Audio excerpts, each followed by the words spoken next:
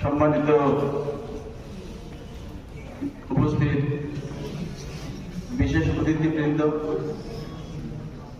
সম্মানিত সমন্বয়ক এবং আমার সহকর্মী বৃন্দ, সবচেয়ে গুরুত্বপূর্ণ অংশ হল এই কলেজের স্বেচ্ছাসেবী সংগঠন এর সদস্যবৃন্দ সহ যারা সামনে উপবিষ্ট। এখন ব্যাংকিং এর সংজ্ঞা বলতে গেছে, ব্যাংকের প্রথম কাজ ছিল হলো টাকা জমা রাখতো, ব্যাংকের সেই আদি ইতিহাস।